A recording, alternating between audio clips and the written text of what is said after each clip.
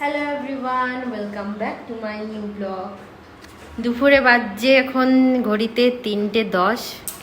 আমরা এখন রান্না করছি। ভাই এসছে, রুটি বেলে দিয়েছি আমি, ও সেঁকছে। আমাদের গ্যাস শেষ, কালকেই শেষ হয়ে গেছে। ওর জন্যই অপেক্ষা ছিল যে ও আসবে আর গ্যাসটা শেষ হবে। প্রতিবার তাই হয়, যতবার ও আসে ততবার গ্যাস শেষ হয়, ওকে সিলিন্ডার বয়ে বয়ে নিয়ে আসতে হয়।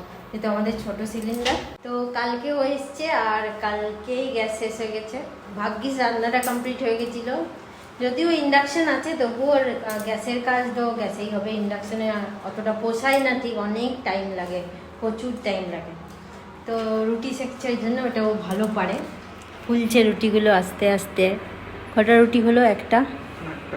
হ্যাঁ, ও রুটি খাবে, তাই ওকে দিয়েই রুটি করাচ্ছি আমি। আমাদের রুটি কমপ্লিট হয়ে গেছে, ভাইয়ের খেতে বসেছি। মেনুতে আছে ভাত, এঁচড়ের তরকারি, এটা কাসুন্দির আচার, ডাটা আলু দিয়ে এঁচড়ের তরকারি, এটা চিকেন ভাই বানিয়েছে, ডাল, রুটি আর মাছের মাথা ভাজা। মাছ নেই আমাদের কাছে, মাথা কাটছি যাতে মাথাতে আমাদের একটু বুদ্ধি হয়। তো আমরা খেতে বসি, দেখা হচ্ছে পরে। টাটা।